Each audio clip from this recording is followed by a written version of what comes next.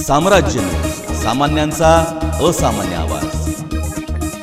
उजनी ते सोलापूर दुहेरी पाईपलाईन टाकून देखील शहराला सुरळीत पाणी पुरवठा होणार नाही, तर मग 40-50 वर्षांपूर्वी टाकण्यात आलेली चिंचपूर ते टाकळी पाईपलाईन टाकावी लागणार असल्याच्या महेश कोटे यांच्या विषयाला भाजपाने हाणून पाडत सदरचा प्रस्ताव पालिका आयुक्तांच्या अभिप्रायाकरता पाठवून दिल्याने सभागृहात सत्ताधारी भाजप व विरोधी पक्षाचे राजकारण दिसून आले।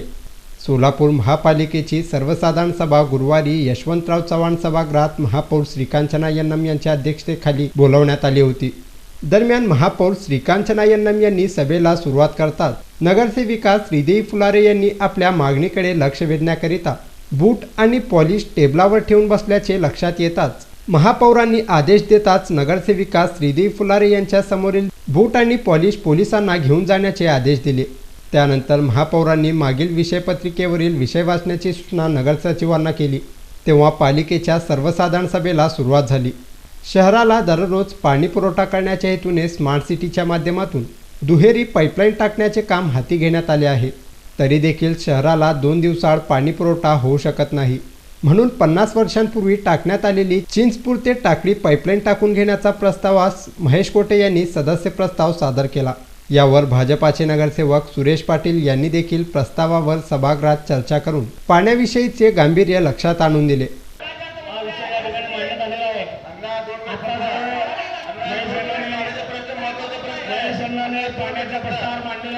लोकांना कळीनं मला आश्चर्य वाटलं आहे।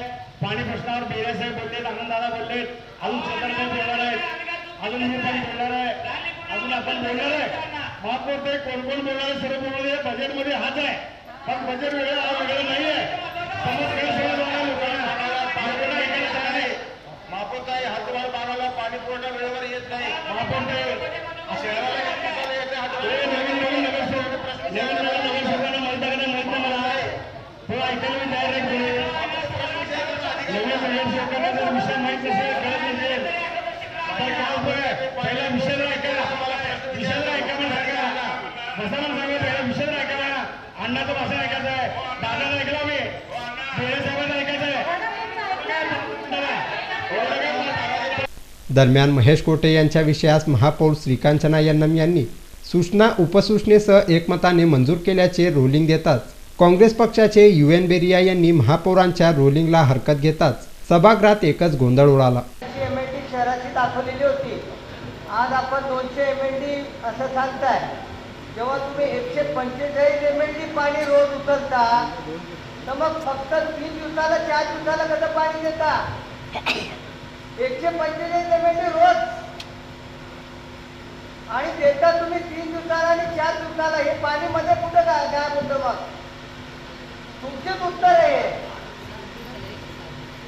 रोज 145 MLD पाणी घेणार आणि देणार 3 दिवसाला 4 दिवसाला, हात वाढलं तर 6 दिवसाला।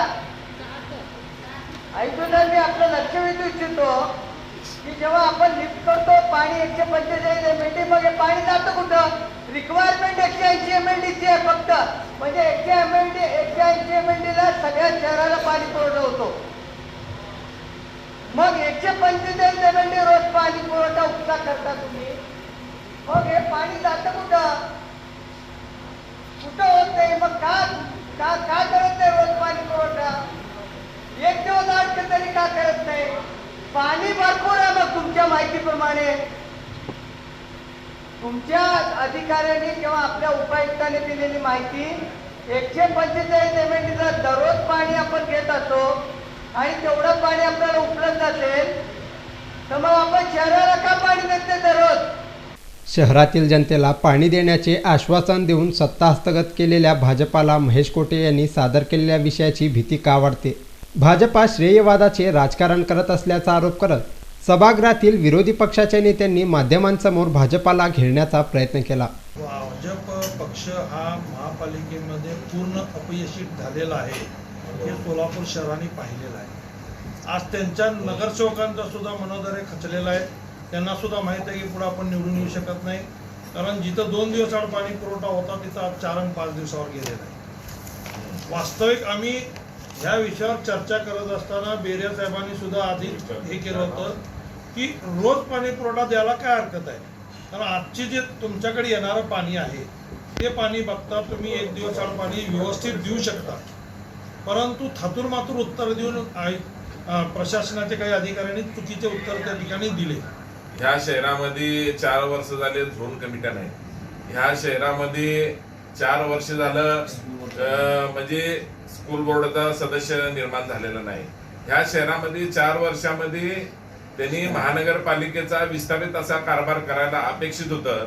या सभागृहामध्ये भारतीय जनता पार्टीला महेश अण्णांनी वेळोवेळी सहकार्य केलं आणि या ठिकाणी डोळ्यानं बघितलेलं आहे. परंतु हा पाण्याचा प्रश्न या ठिकाणी असताना बजेट मारून नेण्याचं काम जे या ठिकाणी केलेलं आहे, ही बजेटच वाचलं गेलेलं नाही. हे अंदाजपत्रक होतं. या ठिकाणी आम्ही सगळ्या गटनेत्यांनी ठरवलं होतं की आम्हाला बजेट मिळालं नाही तर आपण या ठिकाणी सकारात्मक भूमिका ठेवू आणि इथलं महापालिकेचं बजेट करू म्हणून अशा पद्धतीची चर्चा त्यांनी केली. परंतु एकंदरीत आम्ही मतदान मागत असताना मतदानावरून या ठिकाणी गोंधळ झालेला आहे. कारण का त्यांच्याकडे बहुमत नव्हतं. ती गोष्ट लक्षात येतात त्यांनी सभागृह आटपून नेण्याचं काम या ठिकाणी केलेलं आहे. 40 वर्षे पालिकेची सत्ता ताब्यात होती तेव्हा उजनी दुहेरी पाईपलाईनचा विषय कधी प्राधान्यक्रमाने घेतला नाही. तो भाजपाने दुहेरी पाईपलाईनचा विषय तडीस नेला.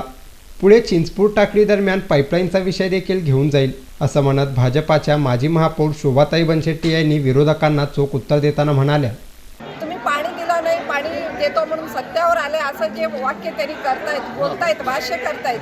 दुहेरी पाईपलाईन चालूच आहे. 3 वर्षात त्यांनी 40 वर्षात करून दाखवले नाही. आम्ही 3 वर्षात करून दाखवलेले. खरं तर हे फडणवीस साहेबांचं खरं तर यश आहे. त्यांना आभार किती मानलं तरी म्हणजे कमी पडेल, आपल्या शब्दात कमी पडेल. तर मला असं वाटतं की येत्या वर्षभरात, 1.5 वर्षभरात हा लाईन पूर्ण होणार आहे. सोलापूर शहराला पाणी पुरवठा व्यवस्थित होणार आहे. त्याच्यानंतर ना आपण पाणी पुरवठ्याला कुठेही विरोध केलेला नाही आहे.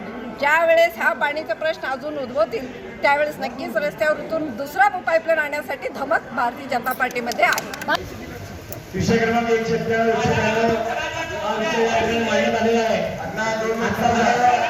प्रश्नावर मांडलेला आहे. लोकांना करीनं लक्ष वाटायला आहे. पाणी प्रश्नावर बेरे साहेब बोललेत, आनंददादा बोलले, अजून चेतन बोलणार आहे, अजून मी पण बोलणार आहे, अजून आपण बोलणार आहे. महापौर ते कोण कोण बोलणार आहे, सर्व बोलणार आहे. बजेटमध्ये हाच आहे, पण बजेट वेगळं नाही आहे. एखाद्या सदस्य प्रस्तावावर तातडीने मान्यता देणे योग्य नसते. म्हणून आम्ही महेश कोटे यांचा प्रस्ताव प्रशासकीय अभिप्राय आणि आर्थिक तरतूद पाहण्याकरिता प्रशासनाकडे सादर करण्याचा निर्णय घेतला आहे. त्यात कोणतेही श्रेयवादाचे राजकारण नव्हते असा खुलासा यावेळी सभागृह नेते श्रीनिवास कल्ली यांनी केला. पाण्याच्या विषयासंदर्भात आम्ही तांत्रिक व आर्थिक विषय असे आमची त्या ठिकाणी उपसूचना असताना, कारण तो सभासद प्रस्ताव आहे, सभासद प्रस्ताव आल्या तो मंजुरी देण्यापेक्षा प्रशासनाकडनं आली तर त्याची सखोल त्या ठिकाणी चर्चा करता येईल एवढंच आमचं त्या ठिकाणी हेतू होतं. पण त्यांनी युगो प्रश्न करून श्रेय मिळवण्याचा त्या ठिकाणी प्रयत्न केला असं ह्या ठिकाणी म्हणावं लागेल. आणि महापौरांनी ज्यावेळेस सभागृहातल्या ज्येष्ठ अनेक नगरसेवकांनी पाण्यावर त्या ठिकाणी भाषणं केले, त्यांचे सगळ्यांचा सारांश घेऊन महापौरांनी सूचना व उपसूचना या ठिकाणी एकमताने म्हणले. पण पुन्हा सदस्यांनी ज्यावेळेस ज्येष्ठ नगरसेवकांनी ज्यावेळेस ऑब्जेक्शन घेऊन हा 2 टोक 2 दिशेचे आहेत, त्यामुळे त्यांची डायरेक्ट मान्यता आहे. आणि आमची तांत्रिक व आर्थिकची आणि अभिप्राय आणि प्रशासनाकडनं ज्यावेळेस विषय येईल त्यावेळेस त्याला मंजुरी देण्याचा आमचा त्या ठिकाणी विषय होता.